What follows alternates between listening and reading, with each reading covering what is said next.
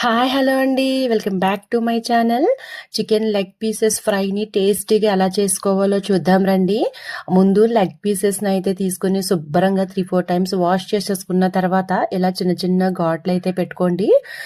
ఇప్పుడు దానిలోనికి మసాలా కోసమని ఒక 1/2 కప్ వరకు పెరుగు తీసుకోండి. పెరుగు తీసుకొని ఈ ముక్కల్లో వేసిన తర్వాత దానిలోనే టేస్ట్కి సరిపడా సాల్ట్ వేసుకోండి.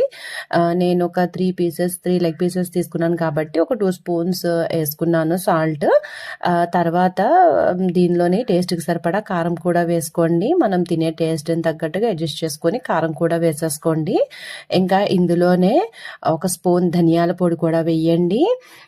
ధనియాల పొడి కూడా వేసిన తర్వాత 1 స్పూన్ గరం మసాలా కూడా వేసుకోండి. తర్వాత దీంట్లోనికే ఫ్రెష్గా దంచి పెట్టిన అల్లం వెల్లుల్లి పేస్ట్ కూడా వేసుకోండి. ఇవన్నీ వేసుకున్న తర్వాత ఒక నిమ్మకాయ చెక్కల్ని పిండి రసం కూడా ఇందులో వేసేసుకోండి. ఇప్పుడు ఈ మసాలా అంతా శుభ్రంగా ఈ ముక్కలకి పట్టాలన్నమాట. ముక్కలకి పట్టేలాగా శుభ్రంగా కలిపేసుకోండి.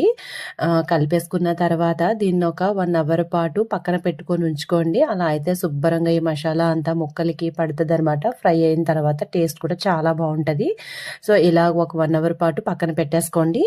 ఇప్పుడు వీటిని ఫ్రై చేసుకోవడానికి ఆయిల్ పెట్టుకోండి. ప్యాన్ పెట్టుకొని డీప్ ఫ్రై అంత ఎక్కువ ఆయిల్ ఏం అవసరం లేదండి.